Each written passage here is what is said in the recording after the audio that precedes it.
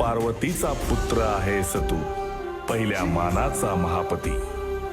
14 विद्यांचा आहेस तू, छंदपती, गजपती, गणपती।